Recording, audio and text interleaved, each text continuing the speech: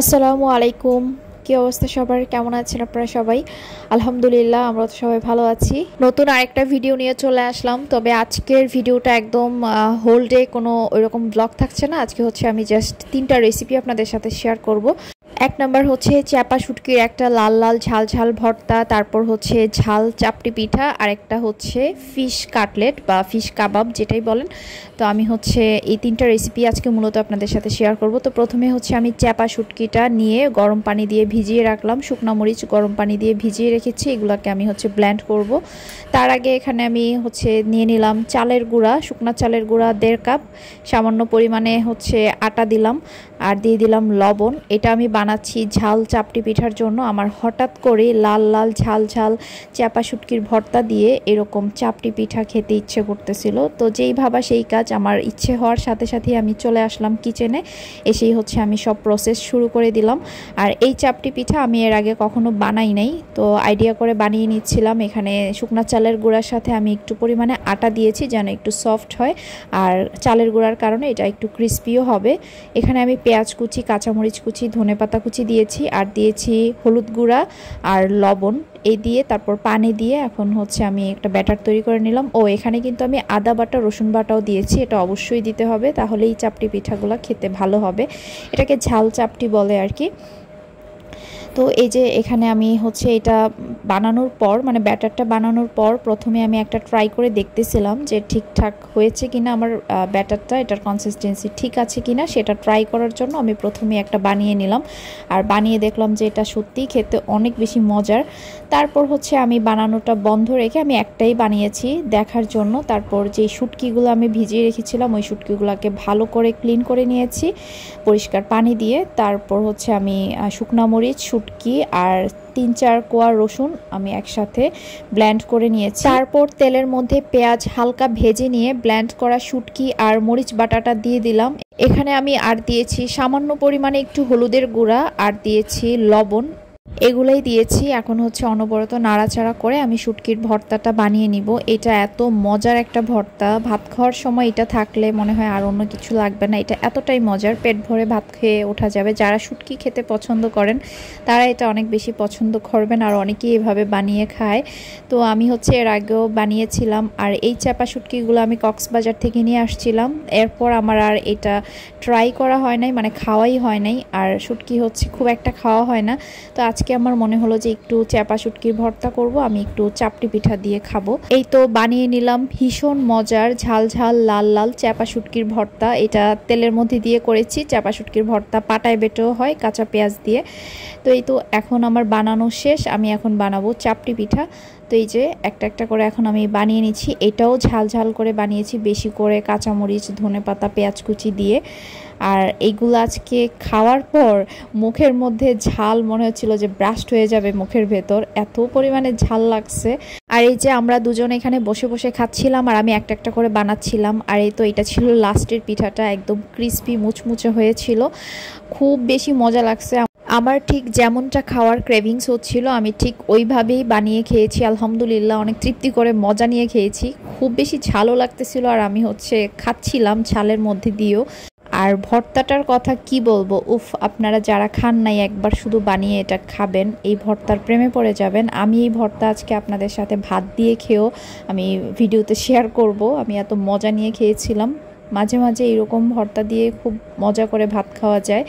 তারপর এখন আমি চলে যাচ্ছি আমার থার্ড রেসিপিতে। 2টা রেসিপি তো দেখিয়ে দিলাম, চাপটি আর চাপা শুটকির ভর্তা। এখন আমি আপনাদের সাথে শেয়ার করব ফিশ কাটলেট বা ফিশ চপ বা ফিশ কাবাব। 3টাই আমি বলতেছি, কারণ 3টা বানানোর প্রসেস একই রকমই, একই রকমভাবেই বানানো যায়, একটু মশলার এদিক সেদিক হয়।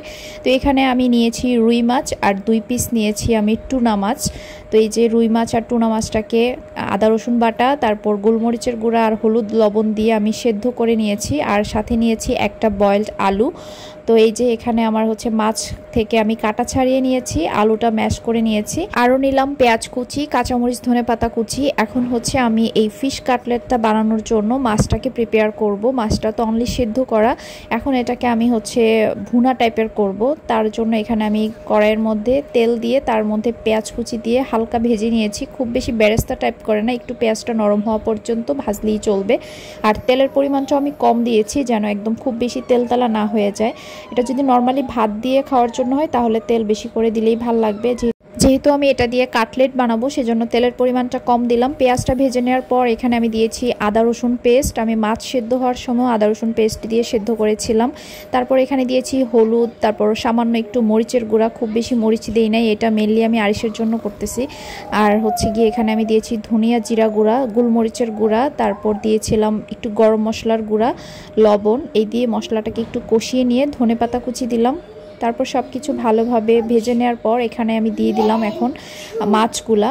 মাছের মধ্যে দিয়ে দিচ্ছি লেবুর রস। লেবুর রসটা আমি পরেও ইউজ করব, সেজন্য এখন আমি কম করে দিলাম। খুব বেশি করে দিলে আবার একটু টকটক হয়ে যাবে।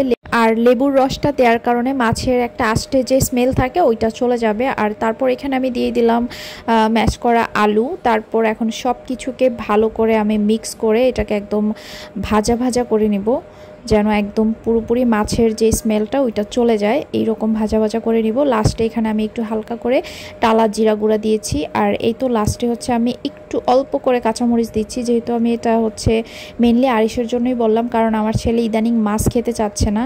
আগে যাও খেত, ইদানিং হচ্ছে একটু ডিস্টার্ব করতেছে মাছ খাওয়া নিয়ে, একদমই মাছ খেতে চায় না। আর বাচ্চারা যদি মাছ না খায় তাহলে তো হবে না, তো আমি বিকল্প উপায়ে হচ্ছে এখন ওকে মাছ খাওয়ানোর চেষ্টা করতেছি। আমি এরকম হচ্ছে মাছের কাবাব বা কাটলেট বা মাছের চপ বানিয়ে হচ্ছে আমি ওকে দেওয়ার ট্রাই করি। এতে বাচ্চারা হচ্ছে মজা করে খাবে, আর পাশাপাশি আমরাও মজা করে খাবো। এই জিনিসটা আসলে বাচ্চা বড় সবাই অনেক পছন্দ করবে। আরিশ যে একেবারেই মাছ খায় না তা না, মাঝে মাঝে খায়, আবার অনেক সময় দেখা যায় যে খেতে চায় না। তো তখন হচ্ছে আমি এরকম ফিশ দিয়ে ডিফারেন্ট কিছু করে দিই। বাচ্চা বড় সবার জন্যই মাছ খাওয়া অনেক বেশি জরুরি। মাংসের থেকেও মাছের মধ্যে অনেক বেশি গুণাবলী আছে, আর মাছটা শরীরের জন্য অনেক বেশি ভালো। এই তো মাছটাকে হচ্ছে সুন্দর করে আমি একদম ভালো করে ভাজা ভাজা করে নিয়েছি। তারপর এখন এখানে আমি দিয়ে দিলাম টোস্ট বিস্কিটের গুঁড়া। আমার বাসায় ব্রেডও ছিল না, ব্রেড ক্রাম্বও ছিল না, তো আমার হচ্ছে ইনস্ট্যান্ট উপায় এখন হচ্ছে আমি টোস্ট বিস্কিট গুঁড়া করে নিয়েছি, আর সেটা দিয়ে আমি কাটলেটগুলো বানাবো। তো মাছের মধ্যেও আমি এখানে একটু দিয়ে দিলাম, এতে ভালো লাগবে আর বাইন্ডিংটাও একটু ইজি হবে। তারপর এখানে আমি ফ্রেশ লেবুর রস দিয়ে দিলাম 1 পিস। আর এই লেবুটা হচ্ছে একটু স্মেল থাকে যে লেবুটা, এইটার কারণে হচ্ছে এই কাটলেটগুলো খেতে আরও বেশি ভালো লাগবে। তো এই যে এখন আমি বানিয়ে নিচ্ছিলাম, তো ওইদিকে আরিশমণিও বসে বসে দেখতেছে। আর নিয়েছি একটা ডিম ফেটিয়ে, ডিমের মধ্যে গোলমরিচের গুঁড়া আর লবণ দিয়ে ফেটিয়ে নিয়েছি। আর এই তো এইরকম করে আমি এখন কাটলেটগুলো বানিয়ে নিচ্ছি। সবগুলা বানানো হয়ে যাওয়ার পর এখন এই কাটলেটগুলোকে আমি ডিমের মধ্যে চুবিয়ে তারপর হচ্ছে টোস্ট বিস্কিটের গুঁড়ায় গড়িয়ে নিব। তারপর এটাকে আমি নর্মাল ফ্রিজে কিছুক্ষণ রেখে দিব সেট হওয়ার জন্য। বিস্কিটের গুঁড়াটা সুন্দরভাবে একদম সেট হয়ে যাবে। এখানে আপনারা ব্রেড ক্রাম্ব ইউজ করতে পারেন, আর ব্রেড ক্রাম্ব যদি হাতের কাছে না থাকে তাহলে এরকম টোস্ট বিস্কিটের গুঁড়া দিয়ে কাজ চালিয়ে নিতে পারেন। স্ন্যাক্সের উপরের ক্রিস্পি ক্রাম্বটা আমার কাছে ব্রেড ক্রাম্ব থেকে টোস্ট বিস্কিটের গুঁড়াটাই বেশি টেস্টি লাগে। সত্যি কথা, চপ কাটলেট এগুলোর ক্ষেত্রে অনেক বেশি ভালো হয় এই টোস্ট বিস্কিটের গুঁড়াটা দিয়ে বানালে, টেস্টটা বিশেষ করে অনেক মজার হয়। তো এই তো আমি এরকম করে সবগুলো এখন কোট করে নিব। তারপর এগুলাকে আমি নর্মাল ফ্রিজে রেখে দিব, আর হচ্ছে আমরা যখন খাবো তখন এগুলাকে আমি ফ্রাই করে নিব। চাইলে এটাকে এইভাবে সরাসরি ডিপ ফ্রিজে ঢুকিয়ে রেখে যখন ফ্রোজেন হয়ে যাবে তখন হচ্ছে সবগুলো একসাথে জিপলক ব্যাগে ঢুকিয়ে বা বক্সে করে অনেক দিন পর্যন্ত ফ্রিজে স্টোর করে রাখা যাবে। যখন খেতে ইচ্ছে করবে নামিয়ে ফ্রাই করে নিলেই হবে। আর এটা কিন্তু খুব বেশি তেলে ফ্রাই করা যাবে না, কিছুটা শ্যালো ফ্রাই করতে হবে, মানে খুবই হালকা তেলে। ডিপ ফ্রাই করা যাবে না, অনেক সময় দেখা যায় ডিপ ফ্রাই করতে গেলে এগুলো ছেড়ে দেয়, কারণ বাইন্ডিং যদি ঠিকঠাক মতো না হয়। যদিও আমি এখানে বাইন্ডিংয়ের জন্য আলু ইউজ করেছি। যাই হোক, এখন এটাকে আমি নর্মালে রেখে দিব। আর এই ফিশ কাটলেটটা খেতে খুবই মজার হয়, আর এটা ফ্রাই করার পর দেখতে কেমন হয়েছে সেটা আমি নেক্সট একটা ব্লগে দেখাবো। আর এখন হচ্ছে আমি আমার একটু ভাত খাওয়া দেখাই। আমার মজাদার সেই মরিচ আর শুটকি ভর্তা দিয়ে আমি অলরেডি খেয়ে নিয়েছি ভাত। লাস্টের দিকে মনে হলো যে একটু ভিডিও করি, সবাইকে একটু লোভ লাগাই, কারণ এই ভর্তা দিয়ে ভাত খাওয়া দেখলে যে কারোরই লোভ হবে খাওয়ার জন্য। Just kidding. তো এখানে আমি হচ্ছে একদম মজা করে খেয়ে নিচ্ছিলাম। আর শুটকি ভর্তা দিয়ে ভাত খাওয়ার সময় অনেক বেশি মাখিয়ে মাখিয়ে খেলেই ভাল লাগে। তো আমি হচ্ছে শুটকির সাথে কখনো লেবু খাই না, আজকে একটু খেলাম। এখানে লেবুটা দেওয়াতে ভালোই লাগতেছিল, লেবুটাতে অনেক সুন্দর স্মেল ছিল। যাই হোক, খাওয়া দাওয়া করে নিলাম। তারপর হচ্ছে এটা সন্ধ্যাবেলার একটা ভিডিও। তো সন্ধ্যাবেলা হচ্ছে আরিশের খালামণি ঢাকা থেকে অর্ডার দিয়ে চিটাগংয়ে পিৎজা পাঠিয়েছে আমার বাসায় তার একমাত্র পুত্রের জন্য। তো পিৎজা অলরেডি বাসায় চলে আসছে, আর ওইদিকে পুত্র ঘুমাচ্ছে, ও ঘুম থেকে উঠে হচ্ছে খাবে। তো আমার বোন মাঝে মাঝে এই ধরনের পাগলামি করে। তো আজকে এই পর্যন্তই, আল্লাহ হাফেজ।